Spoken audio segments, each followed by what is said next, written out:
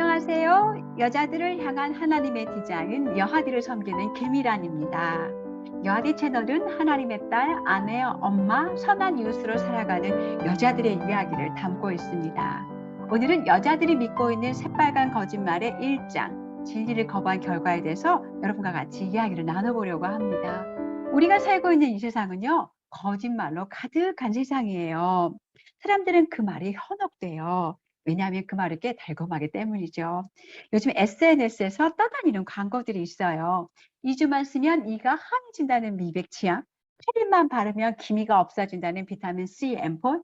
저도 혹해서 사봤어요. 8일이 아니라 한 달을 발랐는데 저한테는 아무 효과가 없더라고요. 뭐 크림을 바르기만 하면 주름을 사라진다 등등. 사실이 아닐 것은 알지만 우리 이제 솔깃하죠. 그리고 이런 것들을 사고 바르고 난 후에야 이게 과대광 고구나 이런 걸 알게 되죠. 그럼에도 불구하고 이것이 상술 광고인지 알매도 우리가 자주 넘어가는 이유는 무엇일까요? 사람들에게는 갈망이 있습니다. 고통 없이 빠른 시간 내에 원하고 바라는 어떤 결과를 노력 없이 얻는 그런 갈망이 있지요. 이것을 사람들이 이용해서 상술로 사용하죠. 사단도 마찬가지입니다. 사람들이 바라고 원하는 그것을 알고 있기 때문에 그 진리를 살짝 왜곡시켜서 사람들을 자신의 쪽으로 이렇게 데려가는 거지요. 이런 영리한 사탄이 처음으로 아담과 하와에게 시도했던 것은 아담과 하와에게 하나님에 대해서 의문점을 던지게 하는 것이었어요.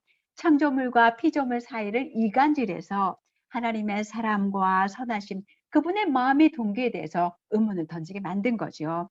사실 하나님은 온 세상을 다 만드시고 인간에게 모든 것을 다 주셨어요. 딱 한 가지, 동산 중앙에 있는 선악과는 따먹지 말라고 말씀하셨어요.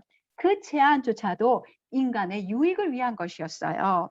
나는 창조주이고 너희는 피조물이야. 너희는 적어도 나에게 순종하면서 살아가는 것이 최고의 축복이고 최고의 행복이다. 라는 것을 알려주고 싶으신 것이 하나님의 목적이었어요. 그런데 사단은 이런 하나님의 목적에 의심을 품게 하고 하나님이 만드신 법을 흔들어 버리지요. 그리고 불순종의 결과는 죄의 삭은 사망인데 사단은 반대로 이야기해요. 너는 절대로 죽지 않을 거야. 선악과를 먹고 유익이 있을 거야. 세상 전체에 대한 지식과 경험으로 내 눈이 밝아질 거야. 너는 하나님이랑 동등하게 될 거야. 이런 거짓말을 계속 이야기하는 거죠. 하나님이 말한 대로 너는 살 필요가 없어. 옳고 그르는 것을 판단하는데 왜 하나님이 필요하니? 우리는요, 포스트 모더니즘 시대에 살고 있습니다. 18세기 계몽주의 이전에는 사람들이 종교를 의지하고 신을 의지하면서 외부의 힘, 하나님을 의지하면서 살았어요. 그런데 18세기 이후에 이성을 강조하면서 내가 이성으로 생각하고 판단하면 되는데 왜 외부의 힘, 하나님을 의지해? 이런 건 나약한 거야. 이런 생각이 팽배하기 시작한 거죠. 이성을 강조하니 현대에 와서는 감정을 억누르게 된다는 것을 발견하게 됐어요.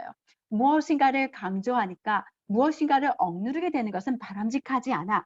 그래서 포스트 모더니즘은요, 무엇이든지 누르지 말고 개성을 강조하고 다양성을 강조하고 대중성을 강조하고 절제적인 권력, 도덕, 진리에 대해서는 아무것도 주지 않기로 한 거죠.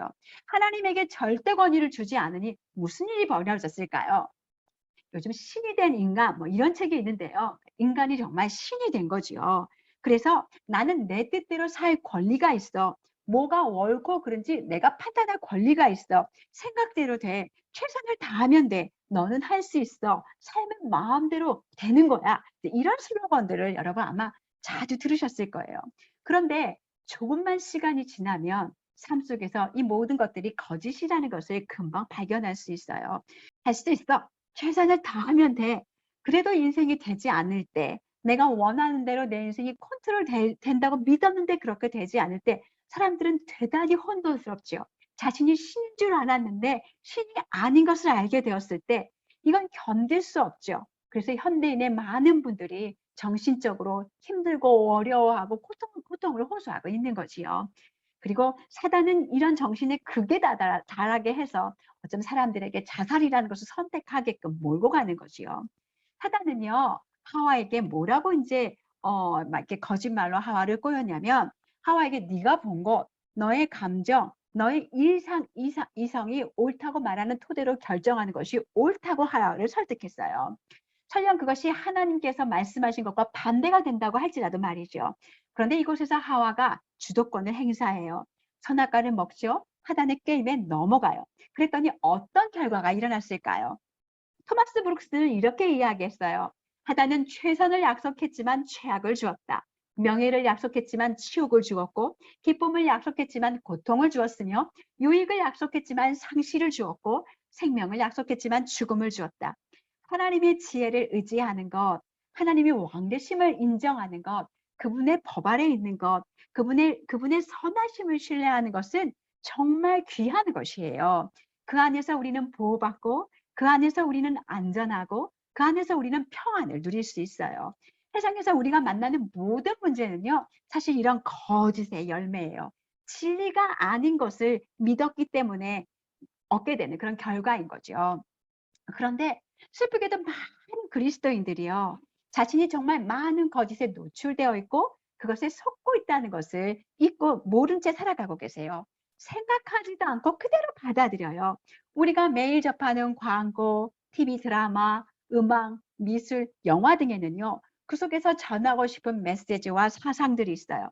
우리가 매일 접하는 메시지가 하나님의 말씀에 합한 것인지 그렇지 않은지를 분별해야 하는 거지요. 그런데 하와의 문제는 사단이 질문을 던졌을 때 그것이 진리인지 숙고하지 않았다는 거예요.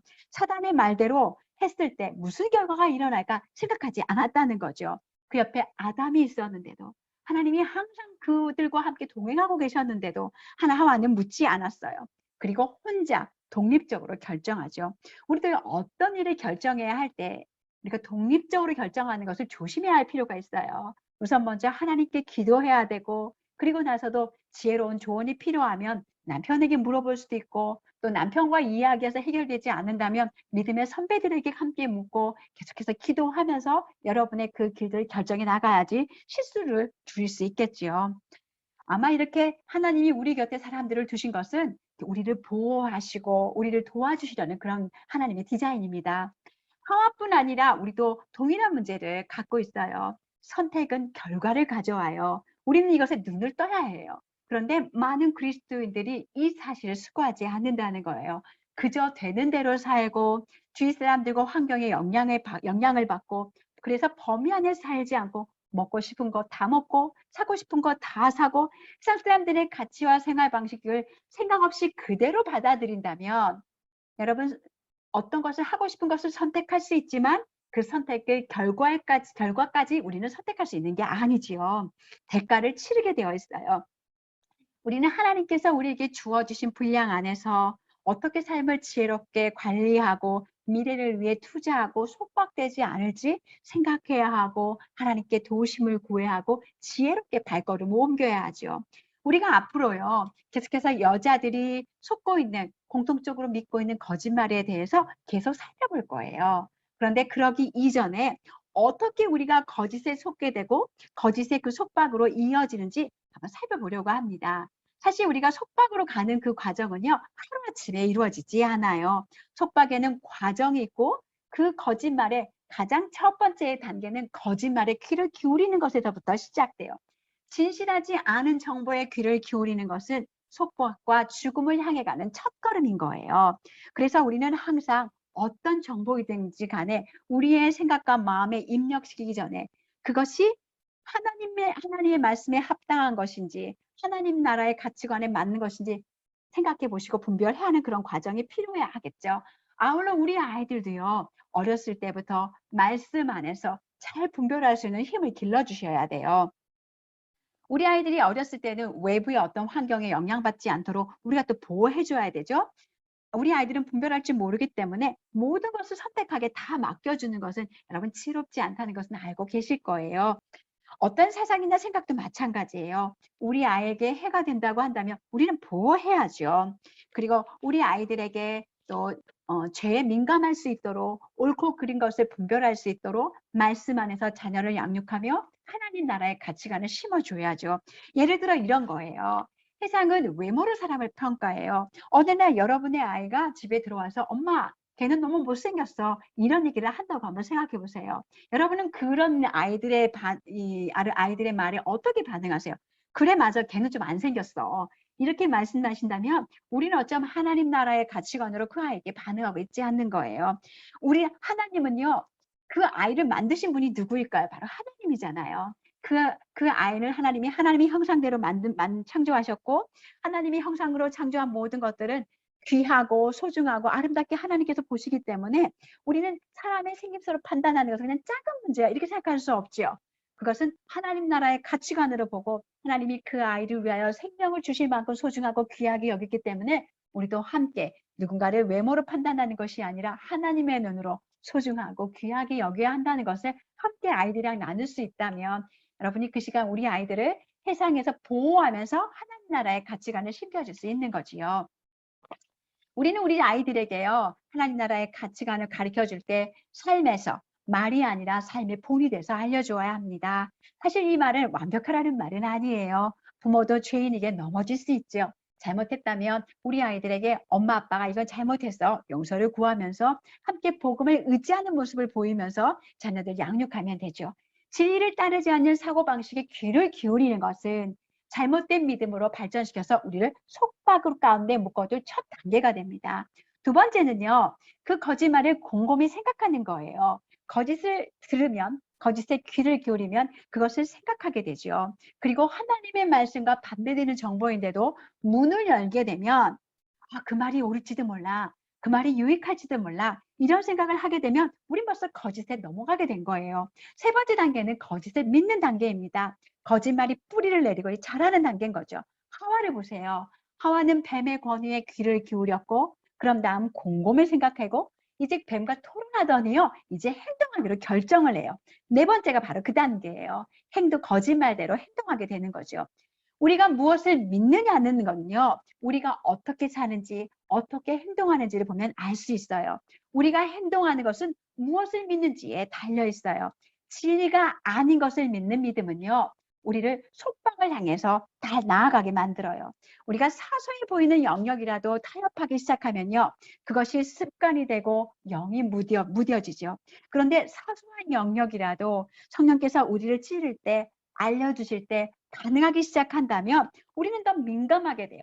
사소한 일이 습관화된 것이 견고한 진이 되고 우리를 속박으로 가두게 된다면, 반대로 하나님이 알려주시는 것에 대해서 더 순종하려고 할 때 영이 민감해지고 시간이 흐를수록 하나님께 순종하는 믿음의 사람으로 자라게 되는 것이지요.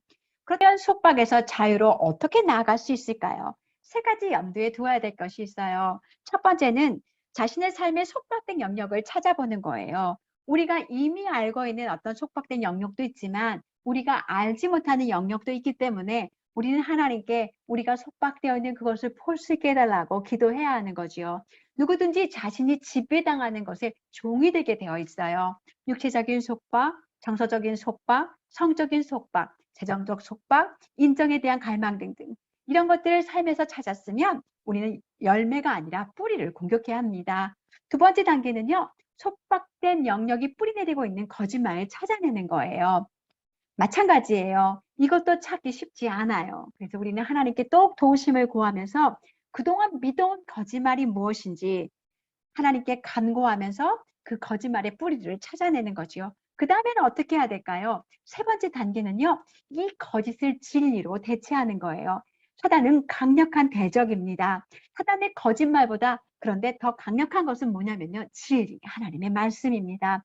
우리를 속박해온 거짓말을 들춰내고 회개하고, 그리고 나서는 거짓말을 듣고 곰곰이 생각하고 믿고 행동했던 그 영역에 이제는 진리를 듣고 진리를 곰곰이 생각하고 진리를 믿고 그대로 행동해야 하는 거죠. 이 과정에서 우리는 성령의 능력을 힘입어 속박에서 자유로 나아가게 될 것입니다. 요한복음 8장 32절 말씀에 보면 예수님이 이렇게 말씀하셨어요. 진리를 알지니 진리가 너희를 자유케 하리라. 오늘 여러분이랑요, 우리가 속박되어 가는 과정, 그리고 그 속박에서부터 자유로 나아가게 되는 그 세 가지 단계에 대해서도 함께같이 이야기를 나누었는데요. 여러분도 기도하시면서 내가 속박된 영역이 어디가 있을까? 어떻게 하면 하나님의 진리의 말씀으로 그것을 대체해서 자유를 누릴 수 있을까 한번 생각해 보셨으면 좋겠습니다. 다음 시간에 또 어떤 거짓말들을 우리가 믿고 있는지 함께 같이 또 공부해 보도록 하겠습니다. 오늘 또 감사합니다.